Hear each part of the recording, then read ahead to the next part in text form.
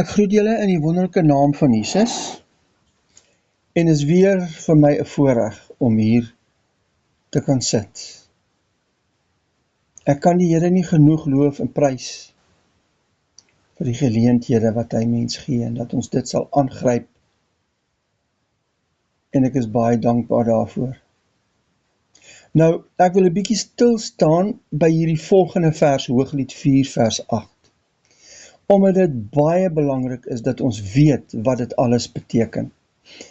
Ons moet eers kyk na die briewe van Paulus in al sy briewe, maar veral in Efesiërs en Kolossense maak hy in die eerste paar hoofstukke stellings en uitsprake. Hierdie stellings is dinge wat met jou gebeur het tydens wedergeboorte. Hierdie stellings is waarhede wat vasstaan in jou lewe na wedergeboorte en dit is waarhede wat Jesus in ons gedoen het met wedergeboorte. Soos in Efesiërs 1 vers 3 staan daar, ons is geseën met alle geestelike seëninge in die hemele in Christus. Dit het met jou klaar gebeur die moment as Christus jou as die Vader Christus in jou sit en jy in hom is en wedergebore word, dan is ons mos in Christus. Vers 13 sê, ons is verseël met die Heilige Gees. Dis 'n stelling, dis 'n waarheid, dit is wat Paulus spreek, jy kan niks meer daaraan doen nie, dis klaar, dis volmaak, iets complete. Hy het ons lewend gemaak. Ons is saam met hom opgewek en sit saam met hom in hemelse plekke in Christus Jesus. Ons is uit genade gered. Kom ons kyk in Kolossense staan, 1 vers 13. Hy wat ons verlos het uit die mag van die duisternis en oorgebring het in die koninkryk van die seun van sy liefde. Ons is uit 'n wêreldse koninkryk uitgehaal en in 'n hemelse koninkryk gesit. Dis groot, dis 'n groot gebeurtenis. Kolossense 1 vers 20 sê, hy het vrede gemaak met ons en ons met hom versoen. Hy het ons heilig gemaak. Kolossense 1:22. Ons is sonder gebrek en onberispelik voor hom. So kan ons aanhou en daar is nog baie meer stellings en waarhede wat ons nou nie alles hier kan noem nie. Maar hier is een ding wat ek onder julle aandag wil bring. In nie een van hierdie stellings of uitsprake wat Paulus hier gee, is daar 'n werkwoord wat nog gedoen moet word nie. Hy praat in verlede tyd, it is done. Hoekom nie? Want alles is alreeds gedoen deur dit wat Jesus aan die kruis vir ons gedoen het. Dit is volbring. Luister nou mooi, alles wat ek nou hier genoem het in jou gees klaar gebeur, die dag toe die saad van Christus in jou gees geval het. Die dag met wedergeboorte. Die dag toe jy jou lewe oorgegee het vir Jesus en jy hom aangeneem het en hy jou verlos het en jou uit jou ou Adamiese natuur uitgehaal het en in Christus geplaas het. Daardie dag, dit is wat wedergeboorte is, daardie dag het al hierdie dinge gebeur. Johannes noem dit 'n wedergeboorte, Paulus noem dit om in Christus te wees. Ons noem dit baie keer die opstandingslewe, die Christuslewe. Paulus praat ook daarvan as 'n nuwe skepsel. Maar alles is dieselfde gebeurtenis. Dit het in jou gees gebeur. Onthou dit. It is complete. En die Here sal dit nie weer terugdraai of wegvat of kanselleer nie. Kom ons gaan nou verder. As ons dieselfde briewe van Paulus verder lees, dan sien ons iets soos die volgende. Efesiërs 4 vanaf vers 22 tot 31 is daar weer net werkwoorde. Die vorige gedeelte is daar nie werkwoorde wat jy nog moet doen nie, dit lê in die verlede. Hier is daar werkwoorde wat gedoen moet word. Kom ons kyk, vers 22, dat julle wat die vorige lewenswandel betref, dis wat nou met ons gebeur het, soos ons eerste gesê het, die ou mens moet aflê, want ons het die vorige lewenswandel afgelê en ons is nou in Christus, so dit 'n nuwe lewe, maar nou sê, dat julle wat die vorige lewenswandel betref, die ou mens moet aflê. Hier is 'n werkwoord, dis iets wat ons moet doen. Ons moet die ou mens af lê. Vers 23, dat julle vernuwe moet word, is 'n werkwoord, in die gees van julle gemoed. Met ander woorde, ons denke moet vernuwe word. Vers 24, en julle met die nuwe mens moet beklee, is 'n werkwoord. Vers 25, lê die leuen af en spreek die waarheid, is 'n werkwoord. Vers 26, word toornig en moenie sondig nie. Vers 27, gee aan die duiwel geen plek nie. Laat daar geen vuil woord uit julle mond uitgaan nie. Dan vers 29, 'n baie belangrike ding, en bedroef nie die Heilige Gees nie. Al hierdie werkwoorde is iets wat jy moet doen. Pas op vir passiwiteit. Al hierdie dinge is dinge wat betrekking het met jou siel, nie met jou gees nie. Die eerste klomp wat ons genoem het, daai stellings, die uitsprake wat Paulus maak het in jou gees gebeur. Hierdie praat hy nou van jou siel. Jou siel is nog nie in lyn met jou gees na wedergeboorte nie. En daarom is dit dinge wat ons moet doen, sodat ons siel in lyn moet kom met ons gees. Dit is hoekom Paulus ook sê, bedroef nie die Heilige Gees nie, want die Heilige Gees se werk is om jou siel in lyn te kry met jou gees, en om ook jou die openbaring te gee, dat Jesus Christus in jou woning kom maak het.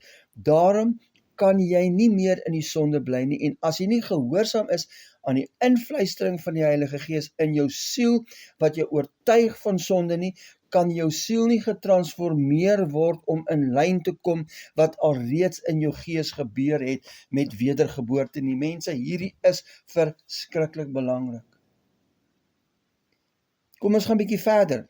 Paulus sê in Kolossense 3 vers 5, maak dood dan. Hierdie is 'n kragtige werkwoord. En die betekenis van hierdie werkwoord is, maak dit onmiddellik dood. Maak dit mors dood. Maak dit nou dood. Nie môre nie, maar nou. Hoekom?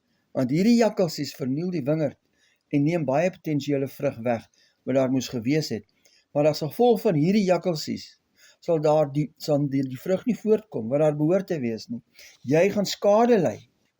As ons na al die goed kyk wat Paulus in vers 5 noem, is dit seksuele sondes. Ons praat van Kolossense 3 vers 5. Is dit seksuele sondes, hoerery, slegte begeertes, wat nie in die lewe van 'n kind van God hoort nie. En daar's nog baie ander. Maak dit onmiddellik dood. Onthou, die Heilige Gees gee jou krag om in oorwinning te loop, maar ons samewerking is beslis nodig in hierdie verband. Hebreërs 12 vers 4 sê, julle het nog nie ten bloede toe weerstand gebied teen die sonde nie. Lees maar Hebreërs 12 heeltemal deur. Lees dit met 'n oop gemoed. Sê, Here, wat wil U vir my sê? Al wat ek kan sê is, in jou gees is daar 'n geestelike aktiwiteit. Jesus is in sy perfektheid, sy heiligheid, woon hy daar. Dis jou verhouding met Jesus Christus. Maar in jou siel is daar 'n geestelike werksaamheid. Saam met die Heilige Gees se invluistering, wat jou transformeer, wat omstandighede gebruik om jou te wys, hoeveel van die ou lewe se tentakels nog in jou denke vassit wat jy moet neerlê. So vorm ons nuwe gedragspatrone in ons denke, deur die samewerking met die Heilige Gees, wat ons siel in lyn wil kry met ons gees. Dit is so belangrik. Hy bekragtig ons en lei ons en help ons, sodat Christus deur ons lewe sigbaar word en vorm begin aanneem, totdat Christus in ons gevorm word, sodat hy gestalte kry en sigbaar word deur ons handel en deur ons wandel. Hierdie proses is wanneer die Heilige Gees ons daar die klein jakkalsies wys, wat die wingerde verniel, soos ons gesien het in Hooglied 2 vers 15. Party predikers preek net oor die geeslewe, waar ons volmaak is, en party predikers praat net oor die sielslewe, waar ons getransformeer moet word. Maar as ons nie al hierdie dinge verstaan nie, en al twee die dele, die gees en die siel, in oënskou neem nie, gaan ons so die mekaar raak, dat ons nie weet waar ons staan nie. Hulle wat net oor die gees praat, laat jou so goed voel, dat jy nie agslaan na die vermaning van die Heilige Gees, wat jou siel in lyn wil kry met jou gees nie. En wanneer jy net luister na hulle wat oor jou siel praat, en kort sê, moenie dit of moenie dat doen nie, sal jy so veroordeeld voel, dat jy dink jy sal nooit in die lewe regkom nie. Al twee hierdie waarhede is baie belangrik om te weet en te ondersoek. As ons nie al twee hierdie waarhede in oënskou neem, gees en siel, sal ons soos golwe geslinger word van een lering na die ander lering. En elke keer as iets met my gebeur, dan moet ek dit doen, en as hierdie ding voorkom, dan moet ek dit doen, en ek sal soos 'n verkleermannetjie op 'n smartie box wees, ek sal nie weet watter kleur moet ek nou aanneem nie. As jy dit begryp en verstaan, gaan jy rus vind. Om af te sluit met hierdie gedeelte wil ek net een skrif graag aanhaal, en dit is 2 Korintiërs 3 vers 18, en terwyl ons almal met onbedekte gesig soos in 'n spieël die heerlikheid van die Here aanskou, word ons van gedaante verander na dieselfde beeld van heerlikheid tot heerlikheid as die Here wat die Gees is. Ons het hierdie skrif al behandel. Ek som dus hierdie gesprek wat ek tot nou toe gesê het op, soos volg. Luister na die invluistering van die Heilige Gees, wat jou waarsku, wat met jou praat, sonder veroordeling, word gehoorsaam, maar hou jou oë gefestig op Jesus. Moenie na die sonde kyk nie, moenie na jou swakhede kyk nie, kyk na Jesus, maar luister as die Heilige Gees met jou praat. Dan sal jy verander van heerlikheid tot heerlikheid, na dieselfde beeld van Christus. Kom ons gaan nou terug na Hooglied 4 vers 8. Ons gaan die vers nou lees, saam met my van die Libanon af bruid. Hier sê hy die eerste keer vir haar, bruid. Dis nie wonderlik nie. Kyk hoe diep het sy al in hom, hoe sê mens, ingegroei, of, dit is so wonderlik. Hy noem haar nou bruid, saam met my van die Libanon af. O, kom, hy sê trek af van die top van Amana, van die top van Sener en van Hermon, van die leeplekke van die leeu's, van die berge van die luiperds. Ek behandel net daai eerste een, trek af van die top van Amana. Al hierdie goed wat ek nou vir u gesê het, hierdie goed van Paulus se briewe en dit, het betrekking met hierdie eerste plek Amana. Nou Amana is die eerste bergtop. Dit beteken, amen, die waarheid, laat dit so wees. Dit beteken ook verbond. Die toepassing is om al die feite van die evangelie te glo en daarin te wandel, soos ons reeds bespreek het. Ons het saam met Christus gesterf, ek leef nie meer nie, my sondes is vergewe, ek is gesetel in hemelse plekke, Christus woon in my, my ou lewe is dood, Jesus Christus het klaar oorwin en ek moet net in sy oorwinning wandel, ek het sy lewe ontvang en ek het nie meer my ou lewe nie. As jy dit nie glo nie, kan jy nie verder gaan met die Here nie. As hy vir jou sê, as jy vir hom sê, gee my krag om sonde te oorwin, dan gaan hy vir jou sê, maar jy is dood. Sonde kan nie meer oor jou heers nie.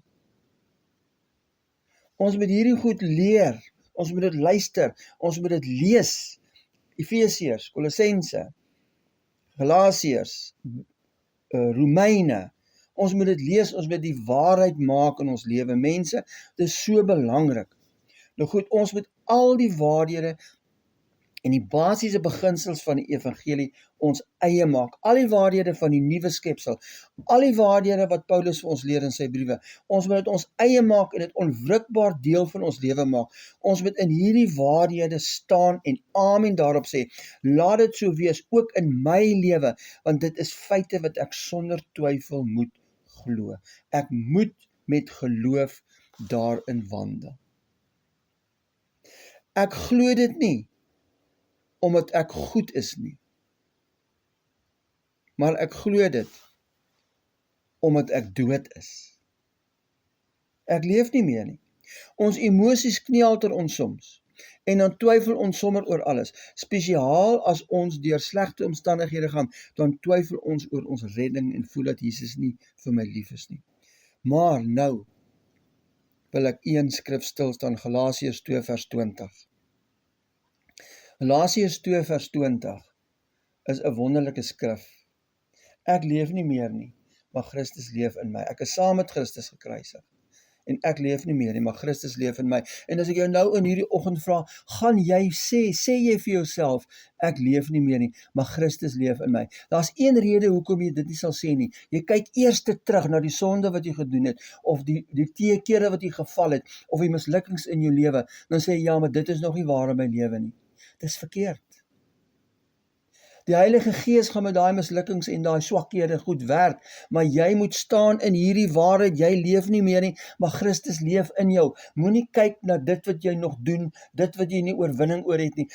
Kom van vandag af, dan sê jy, Here, ek leef nie meer nie, maar Christus leef in my, en maak hierdie waarheid in my lewe 'n werklikheid. Dis 'n waarheid, en ons moet dit glo, en ons moet dit sê.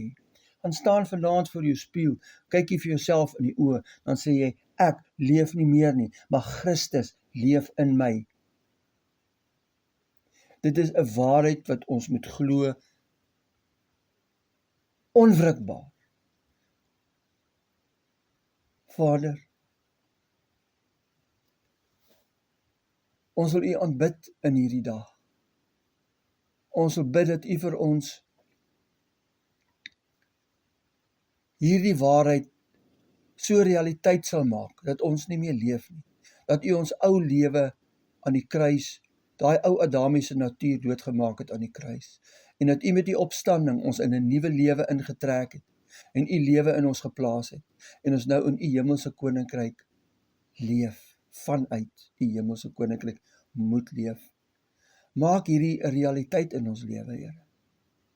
Elke dag, dat ons dit weet, dat ons die leiding van U Gees sal volg, en dat ons sal weet, dis 'n werk wat U gedoen het. Dis 'n werk wat U nie wil terugvat nie, maar dis 'n werk wat U vir ons jare in ons lewe, die Heilige Gees gebruik om ons daarin te lei, in hierdie waarhede. Sê vir U dankie, Vader, vir U genade. Amen.